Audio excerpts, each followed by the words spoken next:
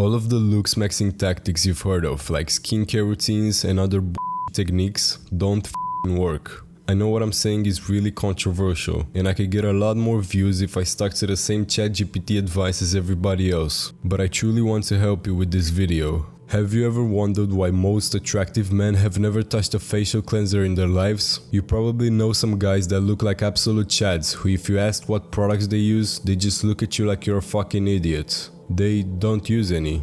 And you would be right in saying only genetics play a part in this, if there wasn't a much more complex reason behind it. Let me quickly explain. There are certain processes that happen inside of our bodies that play a huge role in how we look. These affect our bone structure, skin health, hair, muscle growth, and so on. So by fixing yourself internally, you end up fixing your looks as well. In this video, I will not cover superficial solutions such as chemical skincare products or toxic medications that not only do jack shit for your looks, but also fuck with your hormones and make your face look less dimorphic. Instead, I will tackle the root cause of your lack of attractiveness and give you the ultimate esoteric system to become more attractive and more masculine from the inside out. Sexual dimorphism refers to the differences in appearance between males and females. These differences are crucial in attracting the opposite sex because it shows that you have a proper expression of your sexual hormones. It basically signals to them that you are healthy and therefore they should reproduce with you. Both females and males have specific dimorphic traits. For example, men have wider shoulders and a bigger jaw and chin, while females have wide hips and a weaker jaw and smaller chin.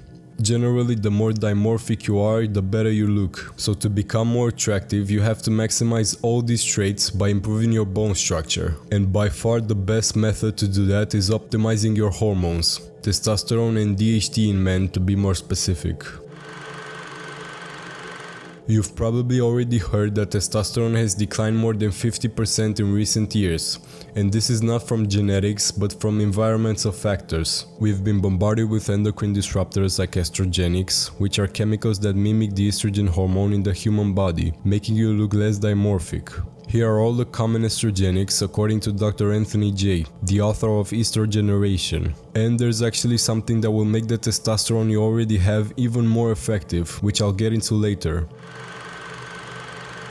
These are found in high levels in plants such as soy, flax seeds, lavender, and cannabis. Always look at ingredients lists and don't buy anything you can eat, smell, smoke, or put on your body that contains these. There are mold toxins that are found in most grains, including wheat, corn, and soybeans. I personally stay away from these entirely, but you can look for higher quality organic options if you really want to eat any of them. They are found in most fruit, vegetables, and plant products in general. Try to only buy organic or local produce. Also, soaking your fruit and vegetables in water with baking soda has been shown to get rid of most of the chemicals on the surface. These are hidden in soaps, toothpaste, and other cleaning products, and are in constant talks about being potentially banned. Buy soaps and other cosmetics with natural ingredients only, preferably tallow-based or with goat's milk. These are found in many sunscreens and other cosmetic products. Stay away from anything containing ingredients that start or end with phen or benz. Estrogenic food colorants are really common in most processed foods and drinks. Don't eat anything with the dyes red 40, yellow 5 or blue 1 in it. They are found in a lot of cosmetic products and all of the popular fragrances. To avoid them, either stop using perfume completely or find a paraben-free one. These are all found in plastics. In 2019, a study found that drinking bottled water out of plastic could lead to ingesting the equivalent of 5 grams of microplastics per week. So the most efficient ways to avoid plastics are to stop drinking from plastic water bottles, never heat food in plastic containers, and wear cotton underwear. It contains heavy metals, pesticides, herbicides, birth control, and several other estrogenics, so you can't get bottled water and you can't drink from the tap. The solution is to get a reverse osmosis water filter or buy spring water in glass. These are very estrogenic as well as inflammatory. Avoid any oil made from seeds like soybean oil, canola oil, or sunflower oil. You obviously cannot avoid everything I've just mentioned, but try to slowly implement more and more of the things we discussed. These all can be summarized in a few simple rules to live by. Don't drink from plastic, buy natural cosmetics, buy organic produce, stay away from processed foods. Next, let's move on to the things that increase testosterone, with the first one being sleep.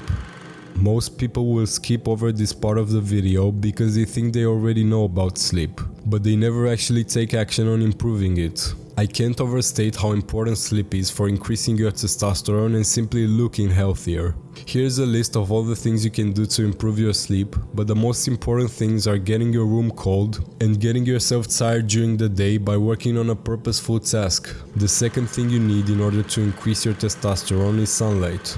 And I know you've also heard this before, but I just had to mention it before I get into the more advanced stuff. Being in the sun is beneficial for your testosterone in two ways. The first one is the most obvious, and is that you get vitamin D. The second one is that viewing both morning and evening sunlight has unique benefits for your body, such as increasing testosterone, improving sleep and circadian rhythm so you fall asleep faster, and boosting energy. To do it though, you have to be outside, you cannot do it through a window, and look in the general direction of the sun. It's probably best you don't make much eye contact with it though.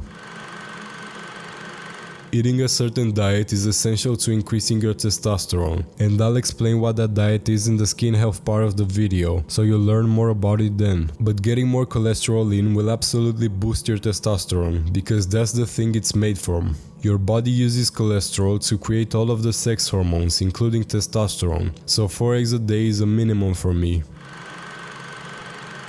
Increasing androgen receptor activity means that testosterone will have a larger impact on your body. You could have 2000 nanograms per deciliter of testosterone, but if none of that is binding to the androgen receptors, you're not gonna feel the benefits of high testosterone. And on the flip side, if your androgen receptors are well regulated, you could receive all the benefits even from a lower level of testosterone. Here's a summary of all the things that decrease your androgen receptor activity and the things that increase it. You want to avoid cortisol from stress, the endocrine disruptors we've just covered, anti-inflammatory drugs, and excessive serotonin from antidepressants. And you want to implement strength training and get any two of these supplements.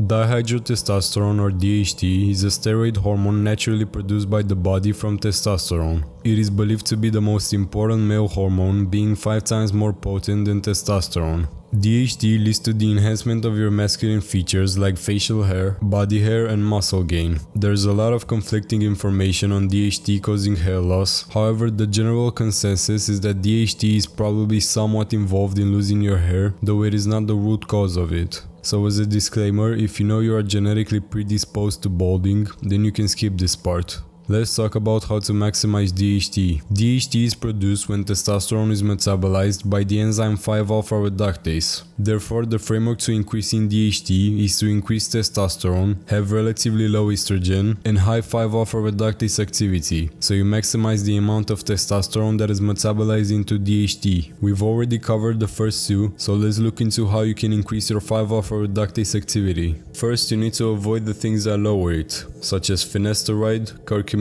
which is found in turmeric, black tea, flax seeds, and sesame seeds. Now here are some things you can supplement to increase 5-alpha reductase activity: Tribulus terrestris, shilajit, and creatine. To summarize the first chapter, to look more attractive you want to increase your sexual dimorphism, and to do that you have to increase your testosterone and DHT. To boost your testosterone you should avoid the 10 estrogenics we covered, as well as get more sleep, sunlight, and cholesterol. To boost DHT you should avoid the things that lower it and consider supplementing the things that increase it. And finally, to maximize the effects these two hormones have, you must avoid stress, anti-inflammatory drugs, and too much serotonin, do resistance training, and take any two of these supplements. Facial symmetry is perceived as attractive due to biological reasons. From an evolutionary standpoint, having a symmetrical face indicates you have strong genetics and good health. Therefore, you signal to the opposite sex's brain that you are a very good candidate for reproduction. Biologically, symmetry suggests development stability, which basically means you have grown or developed well, despite being exposed to environmental challenges like malnutrition, disease, endocrine disruptors, or pollutants. While it is true that genetics play a role in symmetry, there are still things we can do to improve it quite significantly. We're gonna start off with the obvious, and that is mewing. It is a postural technique that involves placing the tongue on the roof of the mouth. This simple posture change will over time bring a massive improvement in terms of your symmetry. People who've been doing it for a while have experienced alignment of their teeth, accentuated cheekbones, a sharper jawline, and it even made their nose straighter. Despite it recently becoming a meme, this is the natural tongue posture you are supposed to have. If you go look at tribes around the world that are disconnected from society, you will find that they're mewing without even knowing what it is. To do it, you need to put your tongue on the roof of your mouth and really focus on the back third of it, as it is the most important. You also don't want to touch your front teeth, so you don't slant them forward over time. Next, you are gonna swallow in this position a few times until you create a suction hold and your tongue just stays there without having to use any of your facial muscles. When was the last time you really chewed on something until the muscles in your jaw were sore? For thousands of years, our ancestors have been working their jaws by constantly chewing on meat and other hard foods. But in the modern day, everything we eat is soft, because it's just more convenient that way. So our facial muscles aren't getting worked anymore, which makes us look weaker. Chewing on hard things will build your masseter muscles and make your face more masculine and more defined. And what you can do is chew on mastic gum. Mastic gum is basically resin from the mastic tree, and it is tougher and more resistant than regular gum. Besides increasing your facial width and making you look more like Adonis, mastic gum will also benefit your digestion and gut health. Additionally, if you find that you usually only chew food on one side of your mouth, then your masseter muscles are gonna be larger on that side, so you can use mastic gum to fix any imbalances and make your face more symmetrical. Your body posture also plays a big role in symmetry. Whenever you sit or stand, make sure you're not in unnatural positions and you're not leaning more towards one side than the other, because your body will adapt to these positions, ultimately making you look crooked. Sleeping on your back is also really important for facial symmetry, but if you prefer sleeping on your side, I would recommend alternating between left and right. Breathing correctly is crucial for proper development of the face, and nose breathing is the bare minimum if you don't want to look like those people with receding jaws, always walking around with their mouths open. What happens is when you breathe through your mouth, the muscles on your face will pull down, causing your jawline to recede, because your teeth won't be in contact for proper alignment. Remind yourself to always use your nose when breathing, even when you are sleeping. A lot of people who nose breathe during the day don't actually carry out the habit through the night, so you want to use something called micropore tape to tape your lips shut. I know this will sound kinda crazy for a lot of people, but the purpose of the tape is to slightly keep your lips together. It won't actually keep your lips shut if you ever wanted to open them. It just gives off the slightest resistance so your brain knows that you should breathe with your nose. To take it to the next level, you also want to be breathing through your nose during exercise. You won't be able to do it for long at first, but over time you'll train your body to breathe this way. Having a symmetrical face indicates that you have good health and genes to the opposite sex, and you can become more symmetrical by mewing, breathing through your nose, taping your mouth at night, sleeping on your back or on your sides, alternating between left and right, and chewing mastic gum. The autonomic nervous system can be split up in two subcategories: the sympathetic nervous system, or the fight or flight, which is activated when you experience danger or stress, and the parasympathetic nervous system, which is all about growth and repair, getting activated via several different pathways. The reason why this is important for looks is because people who are always in the sympathetic nervous system will start to develop several unattractive traits, such as bulging eyes, low set cheekbones, and less facial malleability, meaning you make less progress in the orthotropic practices we've just talked about. To put it simply, your body has two switches, one for fighting and one for healing, and the more time we spend in the parasympathetic nervous system state, the healthier and more attractive we are. Here's how to activate it. This is really easy. All you have to do is open up a breathwork video on YouTube and follow the breathing pattern on the screen. One effective technique is the 4-7-8 method. Inhale for 4 seconds, hold for 7 and exhale for 8 seconds. This pattern slows your heart rate and signals to your body to relax. In fact, we're gonna take one breath right now to show you this really isn't complicated, so follow along. Inhale. Hold.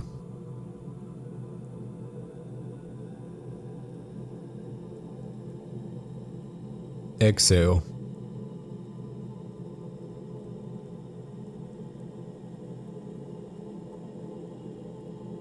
You can do this for 5 minutes every morning for as many rounds as you like to really calm yourself down and put your body into healing mode. Meditation is another practice that is associated with stimulating the parasympathetic nervous system. Now again, you don't have to be a monk or anything to meditate. It's actually really simple once you grasp the concept. Every morning after you wake up, sit on your bed, close your eyes and completely focus on the sensation of your breath coming and going through your nose. Naturally, your mind will start to wander, and when you basically get one rep for meditating is when you notice that you aren't thinking about the breath anymore and you bring your attention back to it. A lot of people get mad when they lose focus or say that meditation doesn't work for them because they can't clear their brain, because no one's really told them that having your mind wandered and regaining focus whenever you notice is literally the exercise. Grounding refers to direct skin contact with the surface of the earth, such as with bare feet or hands, and it has been shown to play a crucial role in making the switch from the sympathetic nervous system to the parasympathetic nervous system, as well as minimize inflammation and reduce cortisol, which blocks your testosterone production. This is really easy to do. If you have a backyard or a garden, just go and stand barefoot on the grass for a bit, but if you don't, you can go to a park or a nearby forest and just take your shoes and socks off. To make the switch to the parasympathetic nervous system and make sure your body is in recovery mode for a larger period of time, therefore making you look more attractive, simply implement these 3 habits every day. Meditate for 5 minutes in the morning, then do breathwork and grounding. This is the thing that so many people get wrong. You'll see what I mean very soon. Evolutionary, an aesthetic muscular physique in men is very attractive to women because it serves as a signal of health, strength, good genes, fertility and social status. Back in the primal days where physical strength would directly influence your chance of survival, a muscular physique would signal a man's ability to protect his women and children, hunt and provide. Sure, we aren't in those times anymore, however our brain hasn't actually evolved that much from our ancestors. Therefore, women will still be subconsciously attracted to those traits. So where do most men go wrong when it comes to building muscle? The answer is actually really straightforward. This shouldn't be so controversial to say, but if you want to get shredded as quickly as possible, you have to train like a bodybuilder. I know this sounds like common knowledge, but you'd be surprised of the amount of people who go and train martial arts, run marathons, do calisthenics and lift weights in the gym all at the same time. But if your main focus is physical attractiveness, which it is if you watch this video so far, then you should just train like a bodybuilder until you have a good physique. And by the way, this doesn't mean you don't do cardio or stretching. A lot of people like to shit on this advice because it sounds way cooler to say you're a hybrid athlete. But they don't realize you can still do intense cardio without spending 20 hours a week learning a whole new sport instead of recovering.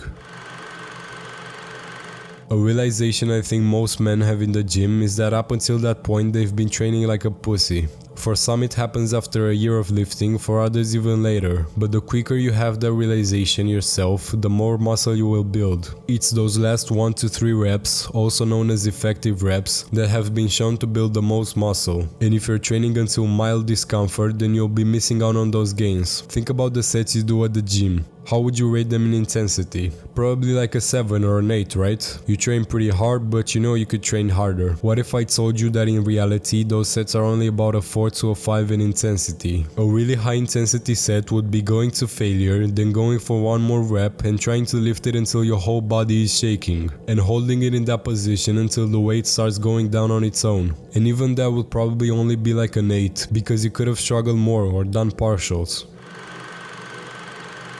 So how do you actually get to failure? First of all, there are 3 types of achieving failure. Technical failure is when you can't do any more reps without sacrificing your form. Absolute failure is when you can no longer move the weight, no matter how much cheating you use. And past failure is when you use certain techniques that allow you to keep going even after reaching absolute failure, such as grabbing lighter weights, having a spotter help you on your last reps, or resting for a few seconds. Now each one of these types of failure has its place, and it is really important to know when you should use it. For example, if you're doing squats, you don't want to deteriorate your form in order to achieve more reps, so you don't damage your back. Therefore, you might want to stop at technical failure. Where you could use absolute failure or even past failure is on accessory movements like dumbbells or machines, although I would recommend you only do it on your last set, stopping at technical failure on the sets before that. Having a muscular physique signifies health and the ability to protect, to build more muscle, train like a bodybuilder, and achieve failure on your sets more often.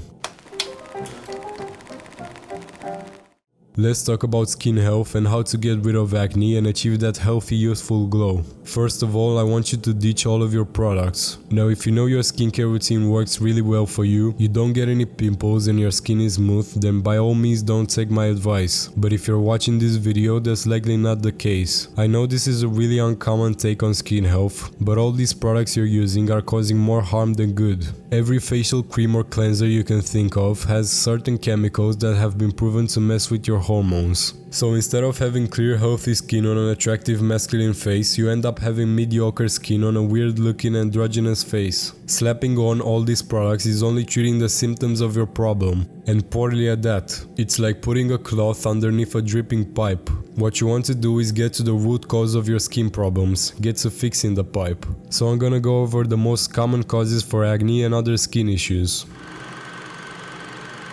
Multiple studies consistently show that depleted minerals cause acne. However, these are really easy to fix, so make sure you have them in check.